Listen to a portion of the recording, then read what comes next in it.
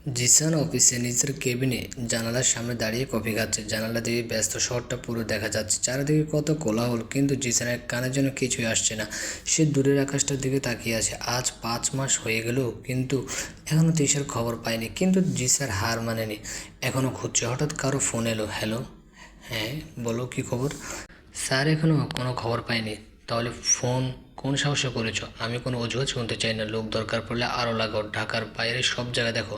ওর আত্মীয় স্বজন, বন্ধু বান্ধব সবার ওখানে খোঁজ নাও। দরকার পড়লে সবার ফোন ট্যাপ করো। তবুও আমার চাই ওকে, যত টাকা লাগে সমস্যা নেই, কিন্তু কোনো খবর না যেন দ্বিতীয়বার ফোন করবে না। আন্ডারস্ট্যান্ড? Okay sir. জিসান ফোনটা কেটে দিল। সেদিন রাতে তাহিদ বোঝানোর পর জিসান সব বুঝতে পারলো। এভাবে বসে না থেকে তিশাকে খুঁজে বের করতে হবে। তাই পরের দিন থেকে জিসান অফিসে আসা শুরু করলো।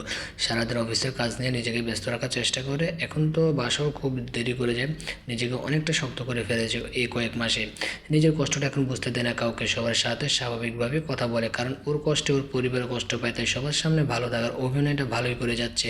কিন্তু সবশেষে রাতে নীরবে চোখের জলটা আর আটকাতে পারে না, বেহায়ার মতো বের হয়ে যায়। হঠাৎ অফিসে দরজা খুলে দুজন পুরুষ ভেতরে ঢুকলো, রায়হান প্লাস নিলয়। জিসান পেছনে ঘুরে ভ্রুকুচকে জিজ্ঞেস করলো, কিরে তোরা এই সময় এখানে কেন? রায়হান বলল, তোকে দেখতে মন চাইছে তাই চলে এলাম। আমাকে নতুন করে দেখার কি আছে, দেখতে পাস না? তোর বোন আমাকে যেমন করে রেখে গেছে তেমনই আছে, শুধু ভেতর থেকে ভালোবাসার নামক ফিলিংসটা এখন আর নেই। দেখ জিসান, তিশার কারণে কি তুই আমার সাথে এখন ঝগড়া করবি?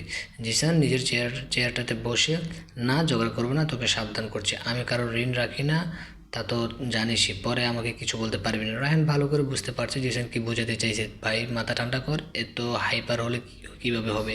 আমার চিন্তা হচ্ছে এরা ভেবে যে তিশার মতো মেয়ে যে কোনোদিন একলা কোথাও যায়নি, ঠিকমতো রাস্তাঘাটও চেনে না, 5টা মাস ধরে নিখোঁজ, ও ঠিক আছে তো নাকি আবার? আর বলতে পারলো না নিলয়। জিসান ও রায়ান দুজনে খুব চিন্তিত হয়ে নীলের দিকে তাকালো। জিসান আবার জানালার পাশে দাঁড়িয়ে একটা সিগারেট ধরালো। তুই কি মনে করেছিস আমি এসব নিয়ে ভাবি না? সবই ভাবি, কিন্তু আমার মন বলছে ও ঠিক আছে, শুধু আমার থেকে নিজেকে লুকিয়ে রাখছে। কারণটা কি? বলল নিলয়। কারণ কারণ তো ওকে পেলে ওর কাছে জানা যাবে, বলল রায়হান। পুরো রুমে নীরবতা বিরাজ করছে। হঠাৎ জিসানের ফোন বেজে উঠলো। হ্যালো। হ্যাঁ বলো। আবার কেন কল করেছো? স্যার, ম্যাম 30 সেকেন্ডের জন্য ফোনটা অন করেছিল এবং কাউকে কলও দিয়েছে। হোয়াট, সত্যি বলছো? 5 মাস পর এই প্রথম তৃষা নিজের ফোন দিয়ে কাউকে কল করলো? জি স্যার, 1 মিনিট কথা বললে আমরা তার লোকেশন জেনে যেতাম, কিন্তু 29 সেকেন্ড কথা বলে ফোনটা বন্ধ করে দেয়। আচ্ছা, কোন নম্বরে কল দিয়েছে? নাম্বারটা আমাকে সেন্ড করো, জিসান বলল। জি স্যার, আমি এখনই দিয়ে দিচ্ছি। এই নাম্বারটাতে ম্যাম যাবার আগেও অনেক কথাও বলতো, হয়তো পরিচিত কেউ ওনার। ওকে, আমি দেখছি, তুমি নাম্বারটা সেন্ড করো, জেসন বলল। তিশার ফোন এতদিন পর অন হওয়ার কথা শুনে সবাই একটু বিচলিত হয়ে পড়লো। ফোনটা কি তিশা করেছে নাকি অন্য কেউ, সে চিন্তাই করেছে সবাই। কিছুক্ষণ পর নাম্বারটা পেল ওরা। নাম্বারটা দেখে রায়হান শকড। আরে এটা তো নীলুর নাম্বার, তিশার ফ্রেন্ড নীলু। ও, তাহলে এই ব্যাপার। তার মানে ফোনটা নিশ্চয়ই তিশাই করেছে। আর আমার মনে হয় নীলু প্রথম থেকে সব জানতো, আর ওর সাথে হয়তো অন্য কোনো নাম্বার দিয়ে কথা বলে, জিসান বলে। কিন্তু আমি আর মা বারবার ওকে জিজ্ঞেস করেছি, কসম দিয়েছি, ও একই কথা বলে, ও জানে না, রায়হান বলতেছে। জিসান একটু বাঁকা হেসে, জানবে কি করে? তিশার ফ্রেন্ড না, ভালো করে বললে ও কখনো স্বীকার করবে না। ভালো মতো সাইজ দিতে হবে। এখন কোথায় পাওয়া যাবে ওকে? ওর ক্যাম্পাসে আছে হয়তো, এখন ওখানে চল। জিসান বলল তারপর তিনজনই বের হয়ে গেল। নীলুর ক্যাম্পাসের সামনে তিনজন অপেক্ষা করছে। জিসান গাড়িতে হেলান দিয়ে দাঁড়িয়ে আছে। হঠাৎ রাস্তার সামনে একটা রেস্টুরেন্টের দিকে নজর পড়লো। হয়তো কারো জন্মদিন, তাই ফ্রেন্ডসটা মিলে তা পালন করছে। তা দেখে জিসান আবার তার অতীতে ফিরে গেল। ঝুমুরের বিয়ের পরের দিনে জিসান, তাওহিদ, তিশা আর তানজিলা বাড়িতে চলে আসলো, কিন্তু তিশার শ্বশুর শাশুড়ি আর নিশা ওখানে রয়ে গেল। জিসান বাড়িতে এসে প্রথমে বাড়ির সিকিউরিটি বাড়িয়ে দিল, বাড়ির চারপাশে সিসিটিভি ক্যামেরা লাগিয়ে দিল, বাড়িতে গার্ডও বাড়িয়েছে। হঠাৎ এত কিছু দেখে তানজিলা তাহিদকে জিজ্ঞেস করে ফেললো, সমস্যা কি? এত আয়োজন কেন? কি হয়েছে? তাহিদ কথাটা কোনোরকম সামলিয়ে নিল। তানজিলা কি কোনোরকম বুঝ দিয়ে। এই 1 সপ্তাহ পরে তিশার জন্মদিন, কিন্তু জিসান এবার তিশার সাথে একলা নিজস্বভাবে এই দিনটা পালন করতে চায়। তাই 1 সপ্তাহ ধরে প্ল্যান করছে জিসান। তিশাকে জানতেও দেয়নি ও কি প্ল্যান করছে। অবশেষে সে দিনটা এলো। তিশা নিজেরই খেয়াল নেই জন্মদিন, হয়তো এরই নাম সংসার। তিশা সারাদিন সবার সাথে ব্যস্ততা কেটে গেল। রাতে তাহিদ একে বাসায় এলো, কিন্তু জিসান আসেনি। ভাইয়া, জিসান কোথায়? ওর নাকি বাইরে কিছু কাজ আছে তাই আসেনি, আসতে নাকি লেট হবে, তোমাকে চিন্তা করতে মানা করেছে, বলল তাহিদে। জিসানের জন্য অনেকক্ষণ ধরে অপেক্ষা করলো তিশা। এরপর ধৈর্যহারা হয়ে রুমে চলে এলো। রুমে এসে দেখি একটা প্যাকেট রাখা, সাথে একটা চিঠি। এটা পরে ছাদে আসো, আমি অপেক্ষা করছি, লাভ জিসান। তার মানে কি জিসান বাসায় আর আমি কতক্ষণ ধরে অপেক্ষা করছি, আর এত রাতে এসব করার কারণ কি কিছুই বুঝি নাই। তবুও চুপচাপ প্যাকেটটা হাতে নিয়ে দেখি হোয়াইট কালারের একটা গ্রাউন্ড আর খুব সুন্দর করে কাজ করা, ড্রেসটা পছন্দ হয়েছে তো চুপচাপ পরে নিয়েছিলাম। ছাদের দিকে পা বাড়ালাম, এ কি এত সুন্দর করে কে সাজালো, পুরো ছাদ ডেকোরেশন করা, লাল নীল সবুজ কিছু ঝাড়বাতি লাগানো, সামনে দুটো চেয়ার একটা টেবিল, তাতে কেকও রাখা, আর চারপাশে বেলুন দিয়ে ভরা, মনে হয় কারো জন্মদিন, কিন্তু কার জন্মদিন। উপর থেকে হঠাৎ কিছু ফুলের বাপে আমার উপর পড়া শুরু করলো। আমি তো শখ, আর তখনই কেউ আমার পেছন থেকে জড়িয়ে ধরেছে। আমি প্রথমে একটু ভয় পেলেও পরে বুঝতে পারি এটা আর কেউ না, আমার ভালোবাসার মানুষটি। কিরে ভয় পেলি, বলো জিসান। না তো ভয় পাবো কেন, তাহলে এতক্ষণ কোথায় ছিলেন ম্যাডাম? আপনার জন্য কতক্ষণ ধরে অপেক্ষা করছি জানেন? আমি কি করে জানবো? আপনি এত রাতে ছাদে বসে আসেন আর আমি আপনার জন্য নিচে বসে অপেক্ষা করছিলাম। তাই আমি তো জানতামই না আমার বউ আমাকে এত ভালোবাসে, বললো জিসানে। কে বলেছে আমি আপনাকে ভালোবাসি? আমি কোনো ভালো টালো বাসি না, ছাড়ুন বলে চলে যেতে চাইলে জিসান আমাকে আরও শক্ত করে জড়িয়ে ধরে। কোথায় যাস? আমাকে ছেড়ে যাওয়া এত সহজ না, তাই আর যদি চলে যাই কখনো তখন কি করবেন? জিসান বলল, বেঁধে নিয়ে আসবো, থাকতে না চাইলে জোর করে রাখবো, তুই ভালো না বাসলেও আমি বাসবো। কখনো যদি অন্য কারো হতে চাস তাহলে নিজ হাতে খুন করো আর নিজেও মরে যাবো, কিন্তু তবু তোকে ছাড়বো না, কারণ তিশা শুধু জিসানের তো জন্মে হয়েছে আমার জন্য, তাই তো আজকের দিনটা আমি একা তোর সাথে কাটাতে চাই, চল আমার সাথে। জিসান তিশাকে ছাদের গ্রিলগুলো সামনে নিয়ে এসে নিচের তাকাতে বলল, নিচে মোমবাতি দিয়ে লিখে হ্যাপি বার্থডে তিশা, আজ আমার জন্মদিন। আমার তো মনেই নেই। জিসান তিশার গাল ধরে ধরে টেনে, কিন্তু আমার তো আছে, এখন চলেন কেকটাও কাটি। এরপর দুজন কেক কাটলো, দুজনকে কেক খাওয়ালো, আরও একটা সুন্দর দিন কাটলো জিসানের সাথে তিশার, যা মনে রাখার মতো। হঠাৎ রায়ানের ডাকে জিসানের ধ্যান ভাঙলো। সামনে তাকিয়ে দেখি নীলু দাঁড়িয়ে আছে। নীলু আমাকে দেখে ভয় পেতে লাগলো, ওর ভয় পাওয়াই বলে দিচ্ছে ও কিছু একটা জানে। আমি নীলুর সামনে গিয়ে, কেমন আছো নীলু? আমি ভালো আছি ভাইয়া, আর তোমার বান্ধবী সে কেমন আছে? জিসান বলল, ও ও কেমন আছে আমি কী করে বলবো, আমি আগেই বলেছি আমি কিছু জানি না। তা তো তোমাকে দেখেই বোঝা যাচ্ছে, চলো আমাদের সাথে, তোমার সাথে কথা আছে, বলো জিসান। এখানে বলুন ভাইয়া, আমি কোথাও যেতে পারবো না, আম্মু বোকা দেবে। তোর আম্মুকে আমি ফোন করে বলে দিচ্ছি, তাই ওই টেনশন না করে গাড়িতে ওঠ। ওঠ বলছে, ধমক দিয়ে বলল রায়হান। নীলু তো ভয়ে গিয়ে গাড়িতে বসলো। জিসান ও রায়হানের সামনে বসছে আর নীলু পিছনে। নীলু বারবার নীলুকে দেখছে আর মনে মনে ভাবছে এটা আবার কে, আর নীলু বসে বসে আইসক্রিম খাচ্ছে আর মোবাইল টিপছে। কী হলো, এমন বারবার তাকাচ্ছ কেন? আইসক্রিম খাবে? নীলু মাথা টেনে না বললো। গাড়ি এসে দাঁড় করালো জিসান অফিসের সামনে। সবাই নামলেও নীলু নামতে চায়নি প্রথমে, কিন্তু জিসানের ধমকে গাড়ি থেকে নেমে পড়লো। নীলু বসে আছে জিসানের ক্যাবিনে, আর তার পাশে তিনজন সুদর্শন ছেলে বসে তার দিকে চেয়ে আছে। নীলুর নিজেরই খুব আনেজি লাগছে এখন। নীলুর হাতে এক গ্লাস পানি দিল জিসান। নীলু পানিটা মুখে দিতে নিলে জিসান জিজ্ঞেস করে, নীলু তিশা কোথায়?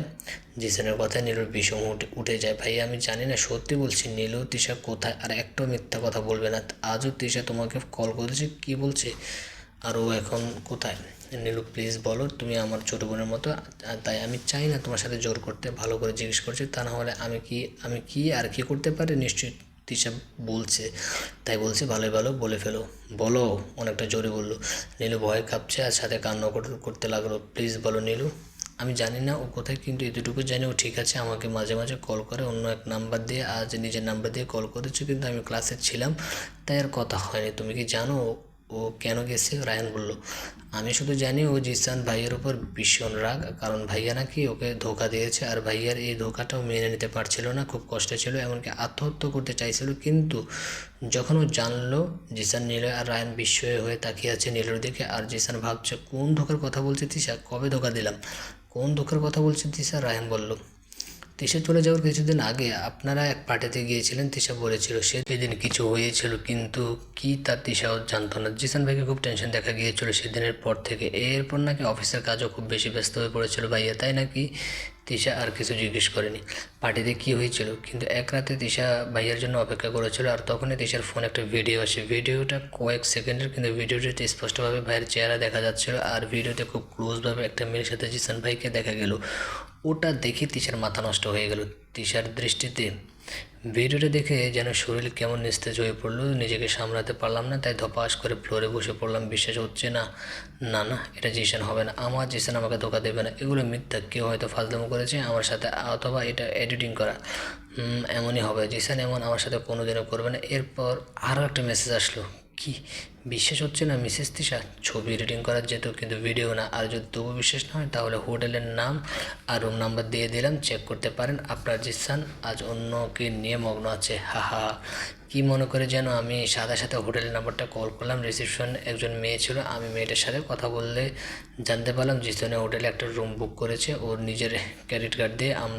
আমার বুঝতে বাকি রইল না। আমি মেয়েটাকে রিকোয়েস্ট করলাম, দেখুন মিস্টার জিসানের ফোনটা বন্ধ, আপনি তার রুমে আমার লাইনটা কানেক্ট করে দিন, খুব জরুরি তার সাথে কথা বলা দরকার। কিন্তু মেয়েটি ডাইরেক্ট মানা করে দিল, সরি ম্যাম, তার মিসেস আমাদের ইনস্ট্যান্টলি বলে দিয়েছে তাদের যাতে কেউ ডিস্টার্ব না করে। সরি বলে ফোনটা কেটে দিল। আমার কেন জানি মাথা ঘোরাচ্ছে, বমিও আসছে, সইতে না পেরে বাথরুমে গিয়ে বমি করে দিলাম। হঠাৎ মনে পড়লো আমার তো 2 মাসের উপর হলো পিরিয়ড হয় না, আমি তো কেয়ারলেস কীভাবে হলাম তাহলে? কি না না, আমি এখন আর কিছু ভাবতে চাই না। আমার ভীষণ ক্লান্ত লাগছে। বিছানায় গিয়ে চুপচাপ শুয়ে পড়লাম। নিজেকে আজ সব থেকে অসহায় মনে হচ্ছে। কি করব আমি? এই ভিডিওটা সত্য কি না মিথ্যা কীভাবে জানবো? আল্লাহ আমাকে পথ দেখাও। নীলু এই পর্যন্ত কথাগুলো বলে একবার রায়হানকে আর একবার জিসানের দিকে তাকালো। নীলু কথাগুলো বলে জিসান রায়হান এর দিকে তাকালো। তিশা আমাকে পরের দিন কল করে ভিডিও করে আর মেসেজ করে কথা বলে আর অনেক কান্না করে। আমি ওকে অনেক বোঝাই আর ভাইয়ের সাথে ডাইরেক্ট কথা বলতে বলি। এরপর কি হলো জানি না, ও আমাকে কিছুই বললো না। আর 1 সপ্তাহ পরে ও বাড়ি ছেড়ে চলে যায়। তখনই আমিও কিছু জানতাম না কোথায় গেছে। জানলে ওকে আমার কাছে নিয়ে আসতাম। তিশা নিখোঁজ হওয়ার 2 সপ্তাহ পরে একটা আননোন নাম্বার থেকে কল আসে। আমি কল রিসিভ করার পর জানতে পারলাম তিশা কল করেছে। আর কল করে শুধু বলেছে ও ঠিক আছে আর এই কথা কাউকে না বলতে। ও প্রায় ফোন দিয়ে সবার খোঁজ নেয় কিন্তু ও কোথায় আছে তা বলতে চায় না। আমি অনেকবার রিকোয়েস্ট করেছি চলে আস আমার বাড়িতে, বা কোথায় আছে বল, আমি নিজে তোকে নিয়ে আসি, কিন্তু ও শুনতে নারাজ। নীলু এইসব বলে কান্না করতে লাগে। তুই কাজটা একদম ঠিক করিস নি নীলু, আমাদের একটাবার ভালোর প্রয়োজন মনে করিস নি? ও হয়তো কোনো কিছু না ভেবে এত বড় একটা ডিসিশন নিয়ে নিয়েছে, কিন্তু তোকে তো আমি অনেক বুদ্ধিমান মনে করতাম। আর তুইও। সরি ভাইয়া, কী করবো? ও আমাকে কসম দিয়ে মুখ বন্ধ করে দিয়েছে। জিসানের অস্থিরতা যেন আরও বেড়ে গেল। এত বড় একটা ভুল কীভাবে করলাম? ওকে সব ক্লিয়ার করে বললে হয়তো এত বড় ভুল বোঝাবুঝি হতো না। জিসান আবার চেয়ার থেকে উঠে জানালার সামনে গিয়ে উপরে আকাশের দিকে তাকিয়ে চোখ বন্ধ করে এক গভীর নিঃশ্বাস নিল। আজও মনে আছে সে রাতের কথা। সেদিন অনেক রাত করে বাসায় এসেছিলাম। এসে দেখে তিশা ঘুমিয়ে আছে। কিছুটা অবাক হলাম, কারণ যত রাতে হোক তিশা আমার জন্য জেগে থাকে। আজ কি হলো? আমিও খুব টায়ার্ড ছিলাম, তাই আর ডাক দিলাম না। ফ্রেশ হয়ে ঘুমিয়ে গেলাম। আজ সকালে উঠতেও খুব খারাপ লাগছিল। মাথায় হাত দিয়ে বিছানায় বসে রইলাম। এমন সময় তিশা আমাদেরকে চা বাড়িয়ে দিল। নিন চা খান, এটা এখন আপনার খুব বেশি প্রয়োজন। আমি মাথা তুলে তিশার দিকে তাকালাম। আজ কেন জানি মনে হলো আমি অন্য কোনো তিশাকে দেখছি। চোখে মুখে এই অবস্থাতে কেন তোর? রাতে ঘুম হয়নি? তিশা একটা দীর্ঘশ্বাস ছেড়ে আমার দিকে তাকিয়ে আমার প্রশ্নের জবাব না দিয়ে উল্টো প্রশ্ন করে, আমি কাল এত রাত কোথায় ছিলাম? এত দেরি কেন করলাম?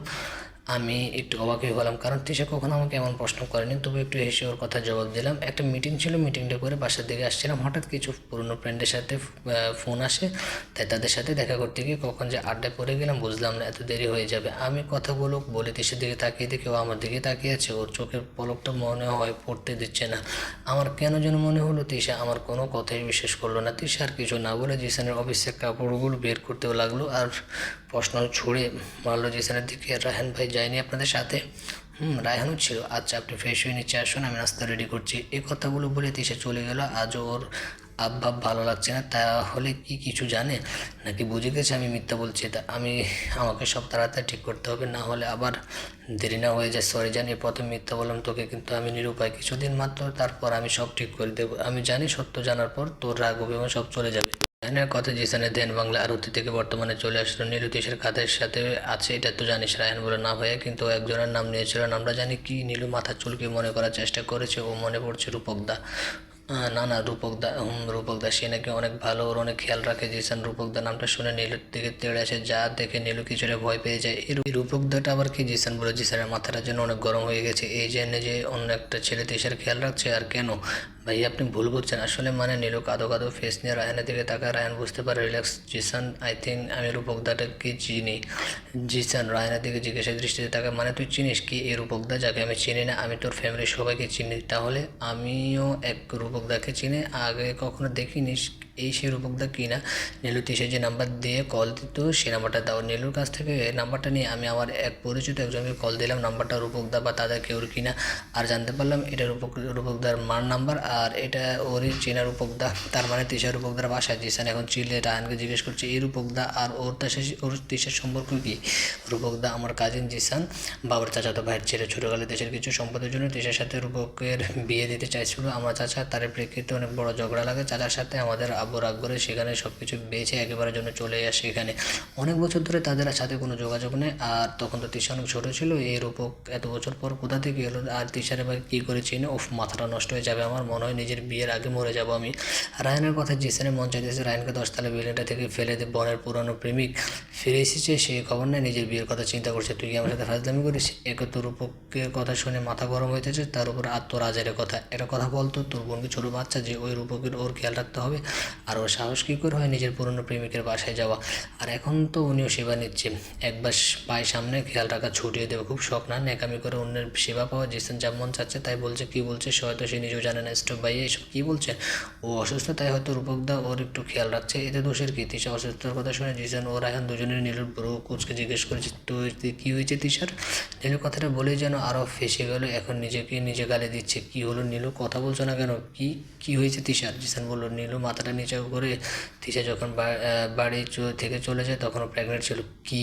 জিসান, রায়হান, নীলু তিনজনে অবাক হলো কথাটা শুনে, কিন্তু ও জানতো না তখনও। ও আমাকে প্রথম যেদিন ফোন দেয় সেদিনে বলে ওখানে যাওয়ার পরে তিশা খুব অসুস্থ হয়ে পড়ে, তখন ডক্টর ওর প্রেগনেন্সি টেস্ট করে আর রিপোর্ট পজিটিভ আসে। নীলু বলে, একদমে কথাগুলো বলে ফেলে। জিসান ধপাস করে চেয়ারে বসে পড়লো নীরবে, ওর চোখ দিয়ে আজ অশ্রু ঝরছে। আজ এই অশ্রু কষ্টের না সুখের, ওর যেন বিশ্বাসই হচ্ছে না। ও বাবা হতে যাচ্ছে, তিশার মধ্যে ওর একটা অংশ বেড়ে উঠছে, আর ও জানেই না। একথা মনে পড়ে রাগে টেবিলের উপর সব জিনিসপত্র ফেলে দেয়, তবুও যেন রাগ কমছে না। নিজের চুল নিজে ছেড়ে ফেলতে মন চাইতেছে এখন। জিসান চিৎকার পেরে মাটিতে হাঁটু কেটে বসে পড়ে। রায়হান ও নীলু দুজনে জিসানকে শান্ত করার চেষ্টা করে। রায়হান, তিশা এটা কি ঠিক করেনি আমার সাথে? এত বড় একটা কথা কীভাবে পারলো আমার থেকে লুকাতে? ওর একবারও কি মনে পড়েনি এই সন্তান ওর একার না আমারও? তাই আমারও জানার অধিকার আছে, আমি ওকে এর জন্য মাফ করবো না। রায়হান, মাফ করবো না বলে জিসান অফিস থেকে বের হয়ে গেল গাড়ি নিয়ে। এদিকে নীলু চিন্তা করছে কী হবে এখন। জিসান এখনই তিশার প্রতি অনেক রেগে আছে, এখন তো আর রাগ আরও বেড়ে গেছে। তিশার অবস্থা যে কী করবে, রায়হান ওকে রক্ষা করতে পারবো না এবার জিসান থেকে। এরপর নীলু আর রায়হান নীলুকে ওর বাসায় নামিয়ে দিল আর ভালো করে শাসিয়ে দিল, যাতে তিশাকে কিছু না বলে। তিশা জানলে ওখান থেকেও পালিয়ে যেতে পারে। তাই চলুন তিশা যেখানে সেখান থেকে ঘুরে আসি। তিশা যে সেদিন জিসানের বাড়ি ছাড়ার পর রাস্তায় দিয়ে হাঁটছিল আর চিন্তা করছিল কোথায় যাবে। নিজের বাসায় যাওয়া যাবে না, আমার পরিবার আমার কোনো কথা শুনতে রাজি হবে না, জোর করে হলেও আমাকে শ্বশুর বাড়ি পাঠিয়ে দেবে। আর রায়হান ভাইও এখন নিজের বোনকে সাপোর্ট না করে জিসানের সাথে মিলে আমাকে মিথ্যা বলছে। না, আমি নিজের বাসায় যেতে পারবো না। নীলুর বাসায় গেলেও পেয়ে যাবে আমাকে। কে আছে আমার, কার কাছে সাহায্য চাইবো? তখন নিজের ফেসবুক চেক করলাম, দেখলাম অনলাইনে আছে কি না ও একজনই আছে যিনি বিনা স্বার্থে আমাকে সাহায্য করবে। মেসেজ দেওয়ার সাথে সাথে কল হবে, হ্যালো ভাইয়া। তিশা, হ্যাঁ তিশা কী হয়েছে, কান্না করছো কেন? আগে কান্না বন্ধ করো আর খুলে বলো আমাকে। আমি তাকে খুলে বললাম, উনি সব শুনে বুঝতে পারলো আমি অভিমান করে বাসা থেকে বের হয়ে পড়েছি। এখন যত কিছু হোক বলুক, আমি আর শুনছি না। তাই উনি আমাকে ঠিকানা ভালো করে বুঝিয়ে দিলেন, ঢাকা থেকে অনেকটা দূরে একটা গ্রামের ঠিকানা। উনি আমার জন্য বাস স্টপে অপেক্ষা করবেন বলেছেন। আমিও তার ঠিকানা অনুযায়ী একটা বাসে উঠে পড়লাম। আর পৌঁছাতে অনেকটা রাত হয়ে যায়। যখন বাস স্টপে এসে নামি আমার নিজেরই অনেকটা ভয় লাগছে, যদি সে না আসে, যদিও কিছুক্ষণ পরে চলে যায়, এখন তারও ভয় হচ্ছে। এমন সময় একটা ছেলে বাইক নিয়ে আমার সামনে এসে দাঁড়ায়। আমি ছেলেটাকে দেখে কিছুটা অবাক, কারণ গ্রামের ছেলেরা এত হ্যান্ডসাম স্টাইলিশ হয় তা জানা ছিল না। তিশা, সে আমার দিকে তাকিয়ে আমাকে ডাকে, রূপকদা। তিশা বলল। রূপকদা একটু হেসে বলল, তো রূপকদা কেন জানি তাকে দেখে আমার রায়হান ভাইয়ের কথা মনে পড়লো। এখানে দাঁড়িয়ে থাকবি নাকি বাসায় যাবে? রূপক বলল। না মানে চাচা চাচি কিছু বলবে না তো? তিশা বলল, না কিছু বলবে না, তোর জন্য অপেক্ষা করছে সবাই, আমি সবাইকে বলেছি তুই আসবি, এখন ওর তাড়াতাড়ি রাত হয়ে গেছে অনেক। রূপক বলল। আমি একটু হেসে তার বাইকে বসে পড়লাম। বাসায় গিয়ে দেখি সত্যি তারা আমার জন্য অপেক্ষা করছে। আমাকে দেখে চাচি তো কী রেখে কী করবে দিশা পাচ্ছে না। চাচাও আগের থেকে অনেকটা ভালো হয়ে গেছে। তার সম্পর্কে অনেক কথাই শুনেছিলাম বাবা থেকে, কিন্তু বলে না মানুষ পরিবর্তনশীল, কি কখন পরিবর্তন হয়ে যায় বলা যায় না। এমন সময় ভেতর থেকে রূপা এসে আমাকে জড়িয়ে ধরছে। রূপা, রূপকদার ছোটো বোন। আপু কেমন আছো? কত বছর পর দেখলাম তোমাকে, তুমি আগের থেকে আরও অনেক সুন্দর হয়ে গেছো। আমি ভালো আছি আলহামদুলিল্লাহ, আর তুমি অনেক সুন্দর হয়েছো। আর বক বক করতে হবে না, মেয়েটাকে অনেক দূর থেকে এসেছে, ওকে ফ্রেশ হতে দিয়ে খাবার দিচ্ছি আমি, ওকে তো রুমে নিয়ে যা। রূপকের মা রুকাইয়া বেগম বলল। ওকে ওকে চলো আপি।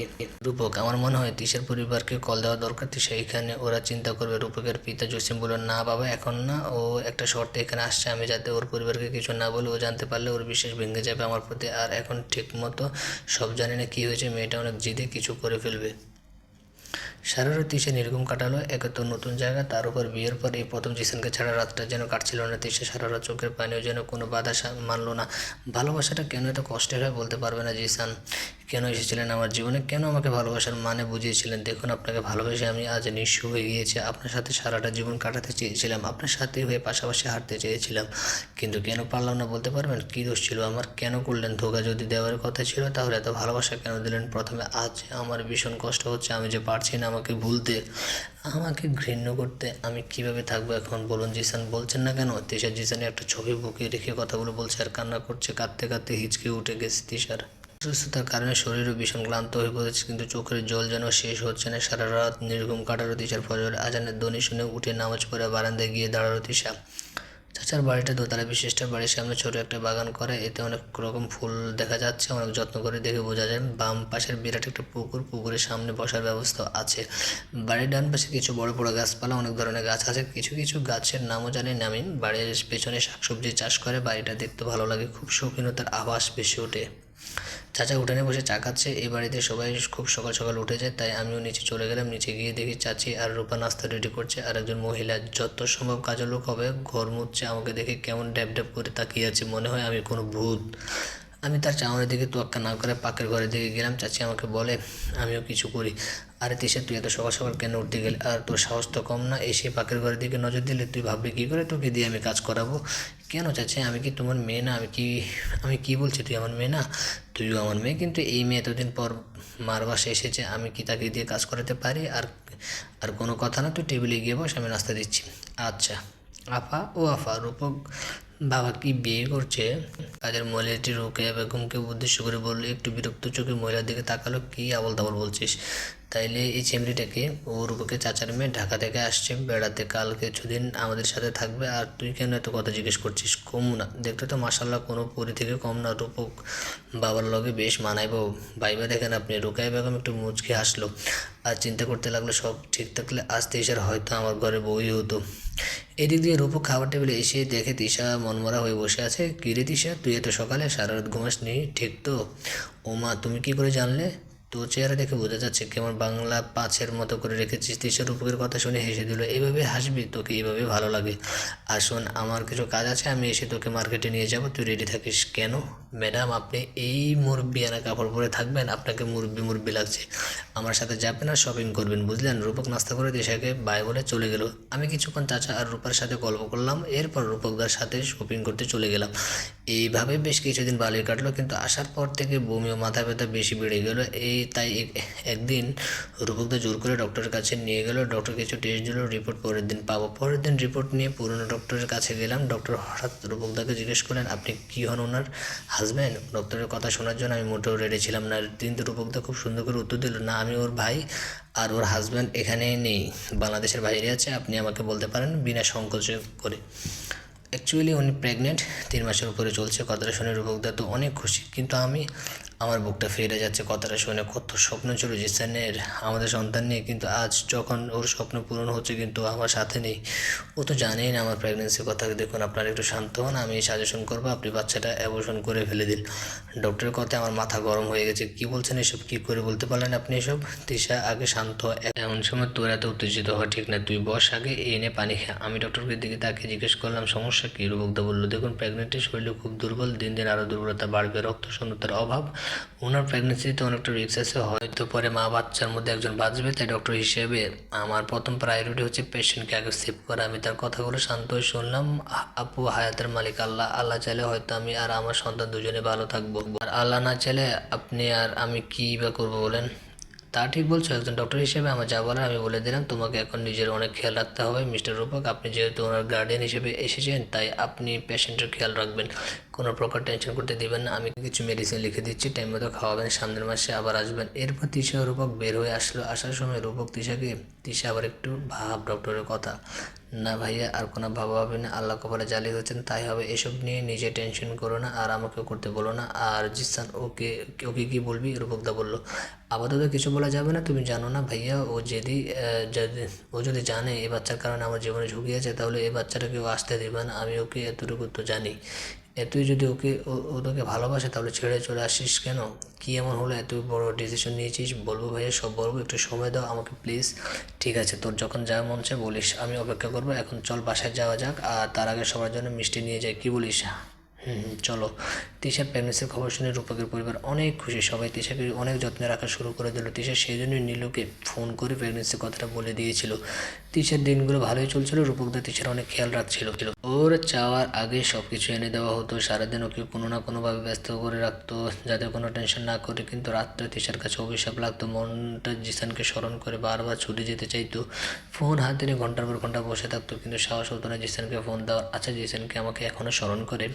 আমার নির্ঘুম রাত কাটে তোমাকে ভালোবেসে। তুমি কি এখনও ভালোবাসবে আমার কাছে এসে? আমি যতটা স্মরণ করি তোমাকে, তুমিও কি এতটা ভালোবাসো এখনও আমাকে? আজও তোমার পথ চেয়ে থাকে তোমাকে খুঁজে। কেন আমার এই দুটি আঁখি? এইভাবে 3 মাস কেটেছে। সবই ভালো চলছিল, কিন্তু গ্রামের মানুষের কটূক্তি তিশার জীবনকে আরও দুর্বিষহ করে তোলে। রূপকের তিশার প্রতি এত কেয়ার নেওয়াটা গ্রামের মানুষের চোখে পড়ে, যার ফলে তিশাকে অনেকে অনেক কথাই বলে। কেউ কেউ বলে কারোর সাথে আকাম করে পেট বাজিয়ে চাচার বাসায় মুখ লুকিয়েছে।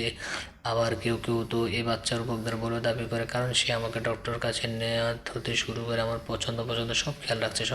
সকালে আমাকে নিয়ে কিছুটা হাঁটায়। এমনকি কেউ কেউ এসে দেখেছে রূপকদা আমার পায়ের পাতা মালিশ করছে।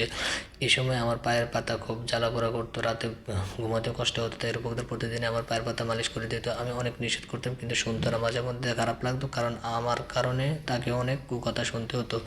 রূপকদা, আমি চলে যাই এখান থেকে। আমি চলে গেলে তোমাকে এসব মানুষদের কথা আর শুনতে হবে না। কি বললি তুই? আরেকবার বলতো। আমি তোকে কখনো কিছু বলেছি? তাহলে তুই কেন এসব কথা বলছিস? দেখ, যার বলার তাই তারা বলবে। তুই থাকলেও বলবে, তুই চলে গেলেও বলবে। একদিন এইসব লোকের মুখে তালা পড়বে। তুই শুধু ধৈর্য ধর। রূপকদার কথা শুনলে আমার জিসানের কথা মনে পড়ে যায়। জিসানও থাকলে সে এসব কথা বলতো। কত না সুন্দর ছিল সেই দিনগুলো। জিসানের সাথে আমার প্রতিটা না বলা কথা সে যেন যেত। আজও মনে পড়ে আমার জন্মদিনের রাতে কেকটা দুজনের সাথে দাঁড়িয়ে চাঁদ দেখছিলাম। হালকা হালকা মৃদু বাতাসে পরিবেশটা যেন আরও রোমান্টিক হয়ে পড়েছিল। জিসান আমাকে পেছন থেকে জড়িয়ে আমার কাঁধে থুতনি রেখে আমার সাথে চাঁদকে দেখছিল। তিশা, তোর কি চাই? আর কিছু না। এত কিছু করলে এতে অনেক খুশি। তাই, কিন্তু আমার একটা জিনিস চাই তোর কাছে থেকে। সে আমার ঘাড়ে একটা ডিপ কিস করে, তার স্পর্শে আমার শরীরে কম্পন সৃষ্টি হয়ে। কী চান? আমি পারলে দিয়ে দেবো, বলুন। আমার যে একটা ছোট তিশা চাই, ঠিক তোর মতো। জিসান কথাটা আমার কানের কাছে এসে বলে। জিসান এই ধরনের আবদার করবে আমি আসলে বুঝতে পারিনি। আমার ভীষণ লজ্জা লাগছিল। আমি না মাথা নিচু করে হা বলে দাঁড়িয়েছিলাম। আর উনি আমার লজ্জা দেখে সেদিন আমাকে আরও শক্ত করে জড়িয়ে ধরেছিল। তারপর আমরা সেদিনও একে অপর মাঝে ডুবে গিয়েছিলাম। আমার মাঝে অলরেডি জিসানের একটা অংশ বেড়ে উঠছিল। তা না আমি জানতাম, জিসান জানতো। জানলে হয়তো এইভাবে আলাদা হতাম না দুজন, কিন্তু দুজন একসাথে স্বপ্ন বুনেছিলাম সেদিন। এরপরে সবাই আস্তে আস্তে এলোমেলো হয়ে গেল। মাঝে মাঝে মনে হয় কেন সেদিন সে পার্টিতে গেলাম।